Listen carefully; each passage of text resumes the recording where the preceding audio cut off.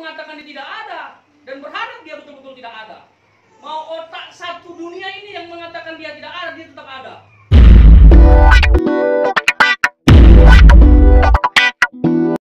Saya akan kumandangkan sekali lagi. Dikatakan sesungguhnya anak darah itu akan mengandung dan melahirkan seorang anak laki-laki, dan mereka akan menamakan dia Immanuel, yang berarti Allah menyertai kita.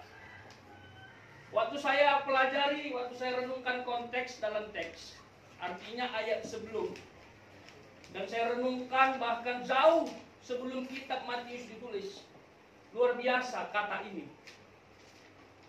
Yang dimana dalam teks ini juru selamat disampaikan, juru selamat diperkenalkan oleh malaikat Tuhan kepada salah satu anak, salah satu pria yang berasal dari keturunan Daud. Jadi harus keturunan Daud yang menggenapi firman Allah, yaitu Yusuf. Jadi Yusuflah keturunan Daud yang pernah dijanjikan Allah bahwa akan dari keturunanmu akan lahir juru selamat, tunggul Isai, tunas Daud.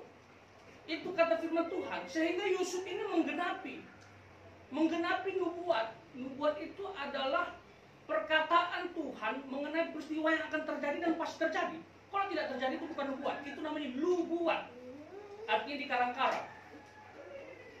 Nah, ini luar biasa sekali. Nah, dalam teks ini malaikat Tuhan datang kepada Yusuf. Wow. Nah, sebelum malaikat itu datang, ternyata ada gejolak di dalam hati Yusuf yang membuat saya itu, luar biasa ini firman Tuhan. Yang membuat saya terkesan itu satu, Yusuf itu punya hati yang tulus dan punya karakter yang baik. Wah, cewek-cewek saya sarankan carilah orang yang punya karakter seperti Yusuf, yang tidak suka mempermainkan hati wanita, asik, yang tak mungkin menyakiti hati wanita. Dia rela mengorbankan hidupnya untuk seorang wanita supaya wanita itu bahagia. Itulah Yusuf. Dia punya hati yang tulus, tak mau menjelek-jelekan nama istrinya yang sudah bertunangan pada dia saat itu. Nah, waktu Yusuf tahu tiba-tiba Maria itu hamil, wow, ya kan? Dia lihat, wih, mak besar kali perut kau ini, bah. Kok bisa? Padahal aku tidak pernah menyentuh dia. Dalam ayat lain, Maria ini halma. Kata halma itu artinya wanita yang tak pernah disentuh. Tak pernah disentuh. Tidak pernah ada semut berjalan di tangannya. Itu halma. Makanya Yusuf kaget. Loh, kita baru tunangan. Nah, so hamil ini dari mana ini? Kok bisa ini? Jatuh di mana ini? Kok bisa tiba-tiba hamil? Dia stres. Coba saudara baca di ayat yang ke-19. Dia mulai pusing. Dia mulai bimbang, ragu. Satu sisi dia mencintai ini wanita. Sampai dia bertunangan kan? Gak mungkin dia gak cinta kan? Dia bertunangan. Dia hati yang tua, Maria ini adalah wanita segala-galanya. Dunia ini milik kita, saya, yang lain ngontrak.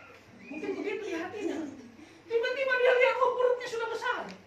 Apa yang terjadi nih sayang? Tapi dia menyimpan hal itu dalam hatinya. Tapi dia bergejolak di sini. Aku dikecewakan, ini selingkuh ini mungkin. Bisa saja seperti itu kan? Laki-laki mana ini? Tapi karena dia punya ketulusan hati, hatinya baik, dia menyimpan hal itu. Dia pulang ke rumah. Dia gegana, gelisah, galau merana. Satu sisi dia mikir mungkin aku menyesal ini tunangan sama ini perempuan. Tapi dia cantik, dia baik. Aduh, gimana ini? Sampai dia tertidur. Pernah nggak saudara itu lagi galau, saking galaunya capek, udah tidur dah. Tiba-tiba udah pagi gitu. Pernah nggak? Itu dialami Yusuf. Saking beban itu berat buat dia. Nah, di dalam ayat itu saya renungkan, kenapa Yusuf ini tidak mau menyampaikan hal itu? Ternyata dia rahasiakan. Yang tahu pada saat itu yang hamil hanya 3. Satu Tuhan, Yusuf, dan Maria. Yang lain tak tahu, dia sedang hamil. Kenapa saya bilang tak tahu? Kalau ada yang tahu, bahaya. Karena konteks pada saat itu, Yusuf dan Maria masih bertunangan. Dalam budaya orang Yahudi, kalau ada wanita hamil, dan itu diduga dari hubungan gelap, atau selingkuh atau berzina, hukumnya adalah badannya ditenggelamkan setengah di dalam tanah, dilempar pakai batu. Itu budaya orang Yahudi, ditanam sebelah badannya. Lalu mereka kumpulkan batu keliling. Ayo lempar, oh nggak kena, nggak kena. Kena kepalanya, udah berdarah di sini. 10 kali bayangkan apa nggak geger otak. Makanya Yusuf tidak sampaikan apa-apa. Dia diam saja. Dia tanam dalam hati. Lalu dia bergumul. Karena bahaya sekali. Karena dia tidak mau menjelek-jelekkan nama baik tunangan. Wah mantap kan laki-laki ini kan. Nggak laki-laki yang di sebelah sana. So putus sama pacarnya. Wow semua Facebooknya kata-kata buruk. Kata-kata jelek. Hartaku sudah habis engkau curi. Woi, kembalikan itu. Padahal cuma sekali diajak nonton. Ke level 21. Sudah dibilang habis hartaku. Laki-laki apa itu? Lalu dia pamer, ini pacar baruku, Shrek. Dengan harapan mantannya kecewa. Kalau Anda sudah putus dengan wanita, udah lupakan banyak wanita yang lain. Siap menolak. Jadi ini penting. Dan saya kagum dengan karakter Yusuf. Nah, waktu dia galau, dia tertidur. Wah, kalau di dramatisir mantap sekali. Waktu dia tidur, kira-kira Yusuf ini ngorok apa enggak ya? Kalau ganteng pasti ya kan, kalau cantik pasti cewek. Karena dia cowok pasti ganteng ya kan? Mirip-mirip Pak Set lah. Kamu ganteng karena kalau cantik cewek. Jadi dia waktu tertidur kira-kira ngorok apa enggak ya? Tapi sekarang saya ngorok. Dia ngorok lah mungkin kan lagi tidur.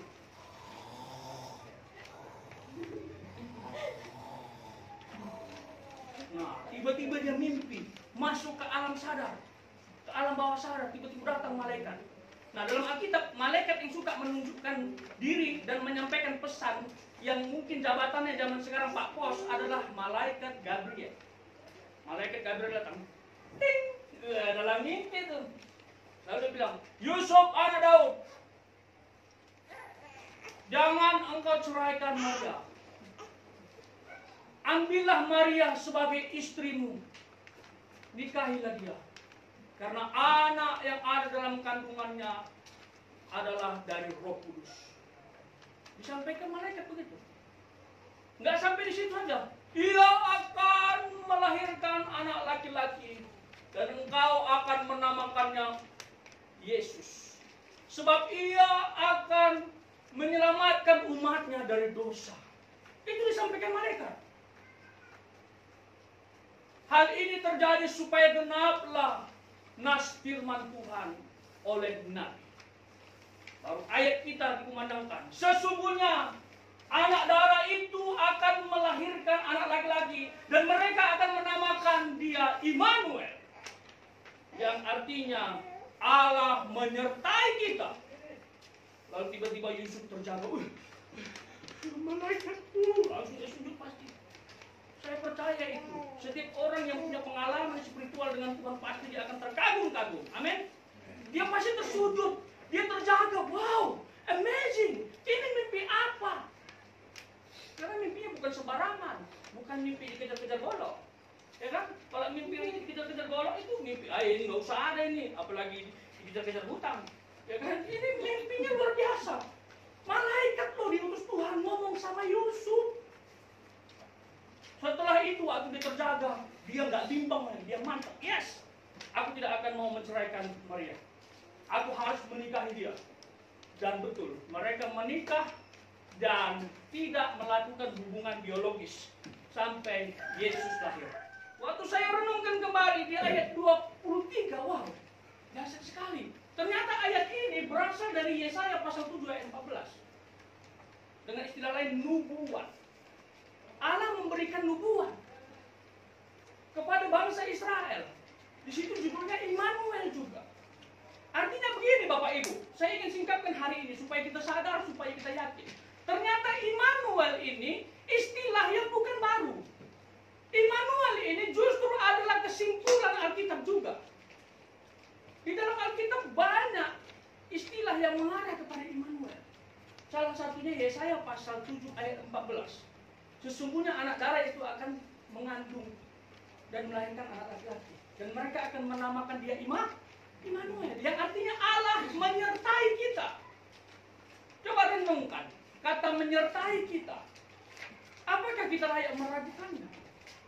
Apakah kita pantas untuk mendukakannya yang mengatakan Allah tidak ada? Matius pasal 1 ayat 23, inti kata yang penting di situ adalah Immanuel. Allah menyertai kita. Diambil dari kitab Perjanjian Lama. Dan ini mencakup keseluruhan zaman dari kekal sampai kekal. Wow. Saudara harus tahu, Tuhan ini punya master plan ilahi. Dari kekal sampai kekal. Itu rencana dia yang diawalkan oleh Adam. Dari kekal yang pertama, Allah menciptakan Adam dan Hawa. Dengan kerinduan mereka hidup kekal. Gak tahunya mereka melanggar firman Allah sehingga mengalami kematian. Sudah disampaikan waktu lalu. Mengalami kematian secara fisik. Tidak ada lagi yang bisa hidup selamanya. Mengalami kematian secara rohani. Tidak punya hubungan dengan baik dengan Allah. Terputus. Mengalami kematian secara kekal. Dan orang yang tak percaya masuk neraka. Itu. Dan Allah itu menyertai. Dan salah satu bukti dia menyertai, dia jadi manusia, saudara. Dia jadi manusia. Jadi kalau ada orang bilang Allah itu tidak ada, apa buktinya? Dia tidak membuka cara berpikirnya dengan baik. Dia tidak membuka hatinya dengan baik. Dia katakan Allah tidak ada. Anda mau bilang Allah tidak ada, dia tetap ada. Karena Allah tidak bergantung dengan cara berpikirmu, dengan cara hatimu bekerja. Dia ada sejak kapanpun, dia sudah ada waktu kapanpun. Dia tak seperti kita, punya titik awal dan akhir. Coba, titik awal kita tahun berapa? Saya tanggal 20 lalu berulang tahun, asik. Ada beberapa orang yang diutus Tuhan datang tengah malam. Wih, ngeri nih. Saya sampai lupa. Serius, saya lupa saya. Saya lupa, saya duduk, entah kenapa saya galau, mungkin seperti Yusuf juga. Tapi saya tidak tahu ini galau kenapa. Istri saya tidur di samping saya tidur di samping tembok. Lalu saya berduduk, ini apain? Apa? Betul, saya nggak kepikir ulang tahun. Tiba-tiba, saudara saya mengetuk pintu. Tak, nah, bukan tuh. Ini suara tidak asing ini. Kayak ini satu pabrik nih. Saya buka pintu, oh betul ini satu pabrik anak pertama gitu kan, yang ada di depan saya saat ini. Tiba-tiba ada kue di depan. Happy birthday, nggak mau stres karena itu kos kan, yang lain lagi tidur. Happy birthday. Ada Pak Set di situ, ada Kakak Nona di situ yang sekarang baru udah sampai kampung karena meninggal orang tua. Ada Pak John dan beberapa, dan membuat saya wah luar biasa. Tapi buat saya agak sedih nih. Karena umur saya berkurang 10 tahun dari yang ditetapkan Tuhan.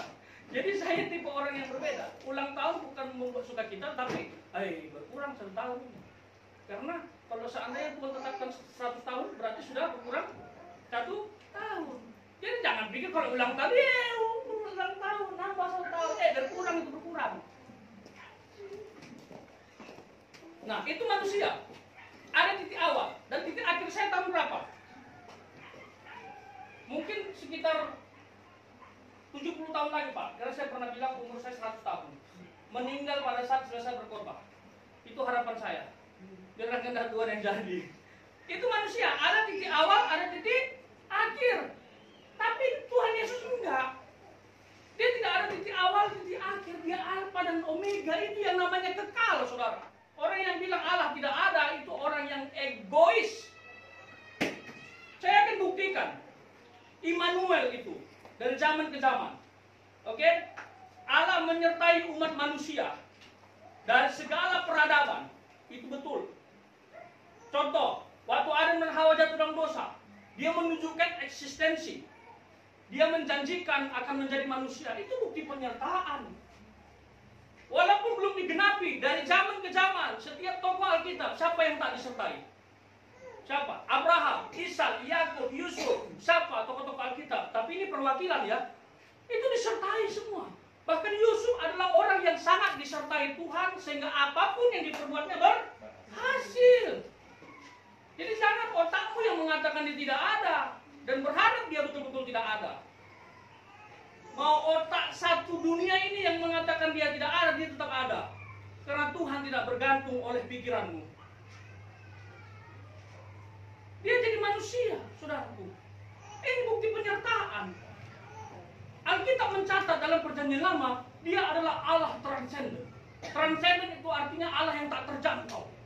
Tidak tahu di mana keberadaannya. Kenapa begitu? Karena manusia sudah punya hubungan yang terputus dengan Allah. Sehingga orang itu mencari-cari. Bersyukur beberapa tokoh didatangi Tuhan. Jadi kalau orang tidak didatangi Tuhan, dia akan kabur tentang Tuhan.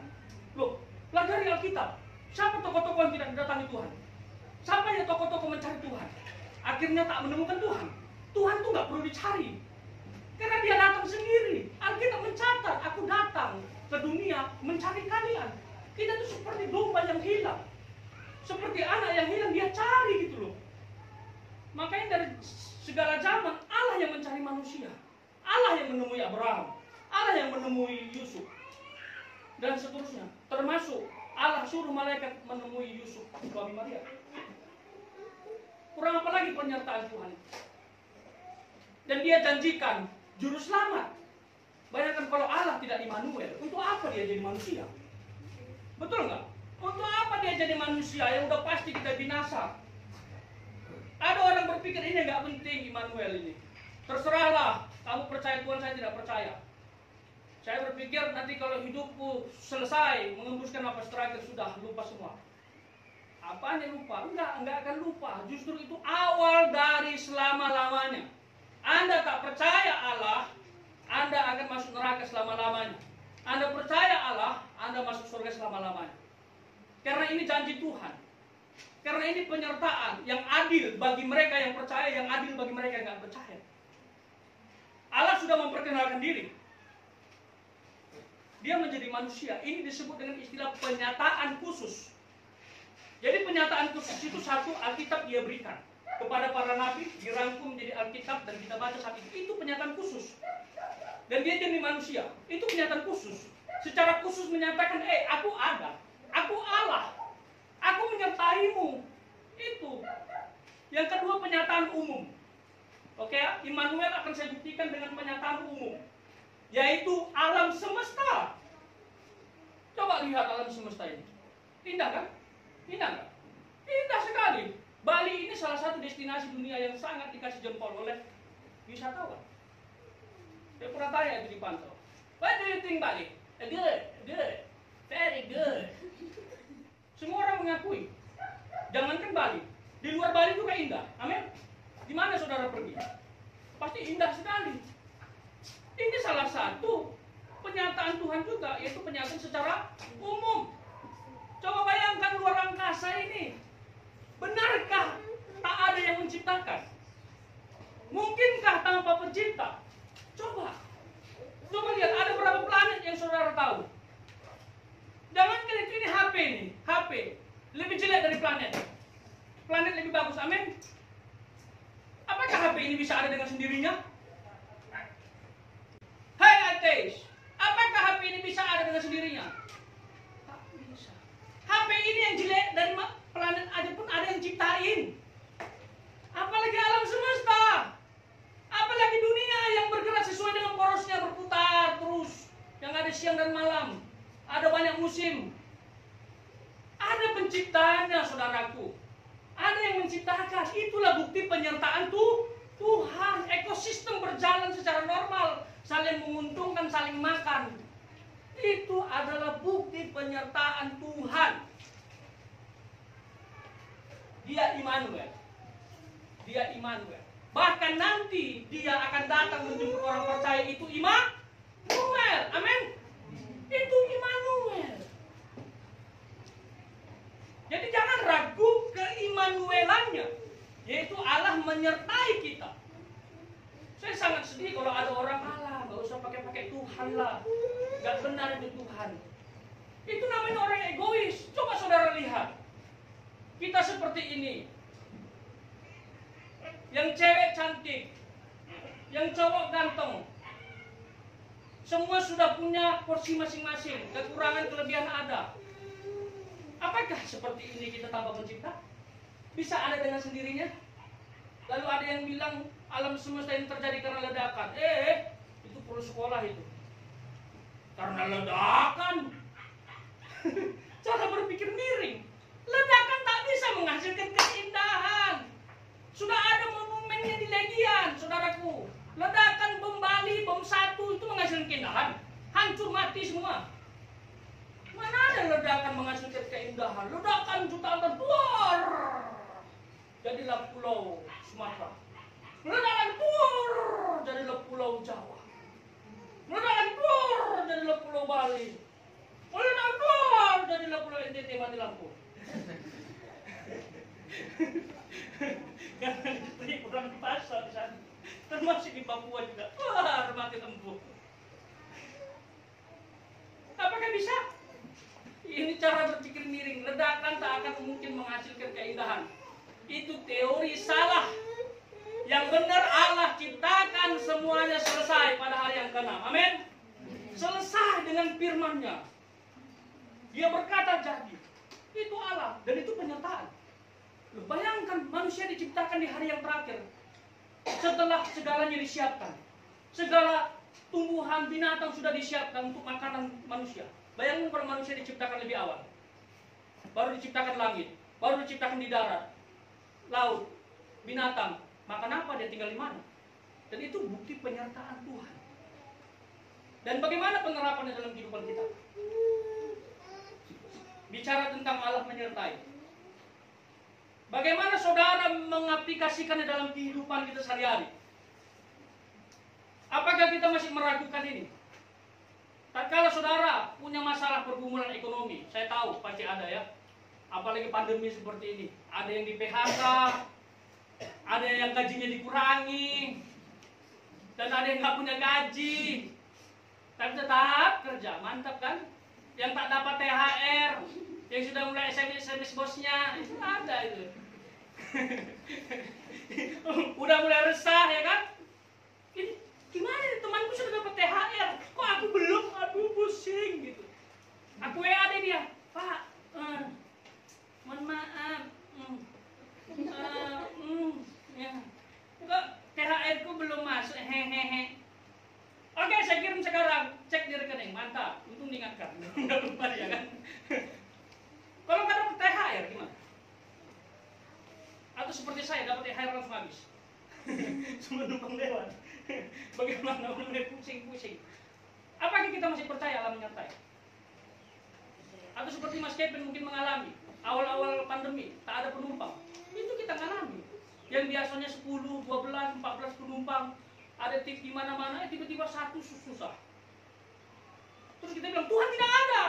Alkitab sudah menyatakan penyertaannya dahsyat dari zaman ke zaman. Masa gara-gara pandemi kita meragukan Dia? Sekarang ada orang di dunia ini satu golongan tak percaya Tuhan. Mudah-mudahan di sini tidak ada. Tidak percaya Tuhan. Ini yang disebut dengan istilah ateis. Ateisme. Paham tidak mempercayai adanya Tuhan. Ateis itu orang yang ateisme pahamnya. Lalu ada orang yang setengah-setengah percaya. Tergantung Pak Pendeta dan tergantung pengkhotbah. Kalau mantap khotbahnya mengingatkan Allah itu ada, oh percaya dia. Kalau susah dapat uang, ragu lagi. Ini bahaya nih. Nah ini kalau ada masalah, kadang-kadang bercabang dia. Ngandalin Tuhan, ngandalin yang lain. Yang lain ini bisa banyak. Bisa orang lain, bisa dukun. Dia berpikir, Pak Pendeta, Pak ngomong banyak dia. Buktinya nggak terbukti. Percaya sama Tuhan. Kamu andalkan Tuhan pasti semua leprek. Ujung-ujungnya kita ke sana cari dukun. Dukun pun nggak sembuh juga. Jadi gimana? Hati-hati saudara. Ini namanya Kristopaganisme. Berbajukan kekristenan tapi hati kafir. Orang yang percaya setengah-setengah bertentangan dengan Immanuel. Alkitab sudah catat. Apa yang saudara minta untuk bukti bahwa Dia ada untuk kita? Alam semesta sudah menunjukkan Dia ada. Alkitab sudah menunjukkan Dia ada. Bahkan Dia sudah jadi manusia, menunjukkan Dia ada. Dia Immanuel. Masa gara-gara kita susah dapat uang kita langsung bilang Dia tidak ada? Susah bayar kreditan kita bilang Dia tidak ada? Itu namanya egois. Dia bukan tidak ada, tapi cara berpikirmu yang tak percaya.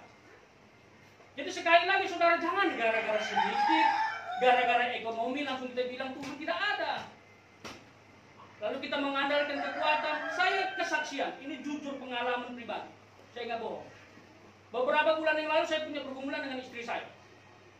Jadi kita kan sebentar mau bersalin. Ini cerita bahagia nih ya. Saya sampaikan sekaligus pengumuman, bantu doa. tanggal 28 istri saya akan dioperasi. Dia akan disesar karena banyak pertimbangan, dan intinya dokter bilang postur tubuh seperti ini susah untuk normal. Ditambah lagi kondisi istri saya lihat sering lemah. Karena kan dia udah makin gendut juga kan, makannya banyak itu. Seleranya, semua dia makan. Betul-betul omnivora dia, memakan segalanya. Serius. Dan saya lihat dia, aduh lah, gantiku tadi. Jalan naik tangga susah, kemana-mana susah. Kadang ambil, astaga, ini mau ngeden, susah ini ngeden. Ya kan? Apa-apa dilayani mau ngeden, takut pun napasnya setengah jalan. Belum keluar kepala, dia sudah ini habis napasnya, akhirnya disesar lagi. Daripada sudah sakit, anaknya sudah pondok, dia kan disesar juga ujung-ujungnya. Udahlah, ambil keputusan sudah sesar. Banyak juga yang meyakinkan, beberapa dokter meyakinkan kamu sesar aja, nggak sakit, buka mata, so ada anak di samping, ya kan? Beberapa yang sesar juga begitu, dan mau meyakinkan saya, oke, sesar aja. Tapi banyak pergumulan, nggak ada uang. Mau beli peralatannya nggak ada uang. Kami sempat juga bertengkar, jangan pikir hamba Tuhan itu suci setia, tanpa pertengkaran, hanya pasien, nggak banyak masalah. Bertengkar juga kami, tapi bertengkar kita cantik main, nggak keras-keras. Kalau pun ada melayang nggak usah keras-keras, di style gitu. Kamu jangan gitu aja, kamu buang, lemparnya pelan-pelan aja, kan hamba Tuhan ya kan. Kalau hamba Tuhan lemparnya itu di setel, nah, lempar gelas pun harus setel pecah, karena lempar di kasur. Begitu, berkelahi kita, bertengkar. Dan saya berusaha untuk menekankan, Allah menyertai kita. Ini Ronald bisa kuliah lulus itu karena Tuhan. Saya lulus sarjana 4 juta lebih butuh untuk wisuda sama skripsi, itu Tuhan cukupkan. Ada aja orang yang datang, Ronald ini untuk wisuda, terima kasih ya, oh jutaan. Ada aja yang ganjil, asal sudah ganjil senang kalian. Pasti amplop ada isinya kan, nggak mungkin amplop bawah doang kan. Oh terima kasih, pura-pura gak usah lihat isinya. Sampai kau bilang, wah 500.000, ujung-ujungnya terkumpul jutaan. Saya ini bisa lulus karena Tuhan. Tuhan yang memanggilku. Nah ini pergumulan istri orang awam. Serius, dia mungkin tidak punya budaya untuk mengandalkan Tuhan. Mungkin ke gereja, saudara juga begitu mungkin. Ke gereja tapi belum punya pengalaman khusus dengan Tuhan yang berat. Kalau kita sudah, saya sama Pak John naik sepeda Pontiac sudah mewah di Jogja. Serius, sepedanya yang disertai dengan musik. Itu sudah kita alami itu. Itu pun sudah menyanyi tuh. Melayani Tuhan, wah semangat, kerja buat Tuhan, tertakbu, putus, berhenti, sambung lagi. Itu sudah biasa. Jadi saya sampaikan sama istri saya. Sempat juga berdebat. Loh kita harus pertimbangkan. Nah dia saya hargai, dia pakai logika. Hitung-hitungannya main. Gajimu berapa? Gajiku berapa? Di total kurang. Mobil belum dibayar. Nah ini juga pergumulan gara-gara pandemi ini. Tak ada supir, mobil harus dibayar. Ditarik saya selama. Akhirnya bergumul terus. Tapi puji Tuhan saya simpulkan berhasil meyakinkan dia bahwa Tuhan menyertai kita. Singkat cerita, ada hamba Tuhan yang baru saya kenal, telepon saya. Dia telepon, Ronald, apa pergumulanmu? Gagap saya. Karena saya pasti ujung-ujung nanti kesan minta dia. Ini Tuhan ngomong sama saya. Katanya Ronald ini ada pergumulan. Apa pergumulan? Langsung saya tersentak. Langsung saya bilang, iya Om, saya punya pergumulan untuk istri mau bersalin. Oh gitu ya? Oke, kalau begitu ini Tuhan ngomong sama saya, kamu tidak boleh tolak, saya kirim 4 juta. Langsung saya transfer. Minta nomor rekeningku. Nomor rekeningmu, dia bilang. Aduh Om, jangan Om, enggak langsung. Oh, pura-pura ya kan, tolak sekali. Tolak sekali, dia agak kelihatan mantap ya kan. Tapi dalam hati, semoga diterima lagi. Udah kirim aja, oke mantap, langsung kirim loh, mantap. Tiba-tiba ada nomor rekening, cepat dapatnya. Langsung gini Om, langsung saya kirim. Dia mantap juga, langsung udah masuk ya, mantap. Langsung saya cek, betul 4 juta rupiah. $4. Jadi 4 juta rupiah langsung dikirim ke rekening saya. Saya sampaikan ke Dina. Pertama-tama saya kasih pertanyaan praktis. Seberapa percaya kamu sama Tuhan? Maksudnya apa? Mungkin enggak. Kamu percaya nggak sama Tuhan? Percaya Abang. Oke, ini kamu baca WA-nya. Saya kasih WA Om itu. Hah? Mungkin dia pastikan nolnya. Dia pikir nolnya ini cuma berapa nih, 5 atau 6. Semakin dekat macam apa ya, macam orang Katara gitu. Begitu dia lihat, oh nolnya 6, langsung dia peluk saya, dia cium saya. Langsung saya menangis di mobil itu. Makanya kau jangan pernah meragukan Tuhan. Ini salah satu contoh saja. Mau lihat lagi karya Tuhan lebih dahsyat? Dan itu bukti dia Immanuel. Jadi jangan pernah saudara meragukan dia ada, dia Tuhan hanya gara-gara ekonomi. Di luar sana sampai lehernya terputus pun dia tidak meninggalkan Tuhan. Masa gara-gara nggak bisa makan kita mengecewakan dia? Siapa yang nggak pernah diproses untuk makanan?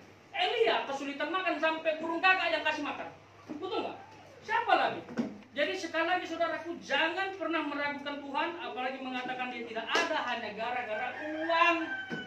Di luar sana sampai nyawanya pun hilang mempertahankan iman. Seperti Polikarpus sampai dia bilang 86 tahun Tuhan tak pernah mengecewakanku. Nggak mungkin aku mau tinggalkan dia. Akhirnya dia mati ditombak. Setelah dia dibakar. Tidak terbakar. Itu. Jadi apakah kita mau seperti mereka yang tak mempercayai Tuhan? Immanuel. Oleh sebab itu, rayakan dia sebagai Allah Immanuel. Apalagi Natal sekarang. Christmas at home. Natal dari rumah. Tolong di bulan Desember ini jangan rayakan dia dengan cara yang salah. Amin saudaraku. Biarlah Natal itu dengan kita. Renungkan dia, pastikan engkau semakin mencintai dia.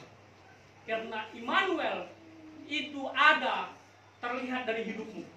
Kalau hidupmu nggak benar, kemungkinan dia tidak ada dalam hidupmu. Karena kamu tak mau dipimpin, bukan berarti dia tidak ada. Dia tetap ada. Hanya saja karena tak mau dipimpin, akhirnya dia kesannya tidak ada. Jadi ini saya bisa bagikan. Saya mengucapkan dan mewakili semua keluarga besar saya kepada saudara maupun saudara saya yang menonton nanti video ini. Saya ucapkan selamat Natal dan Tahun Baru 2020 dan 2021. Saya percaya tahun 2021 jauh lebih baik dari 2020. Amin. Karena Allah menyertai kita. Tuhan Yesus memberkati.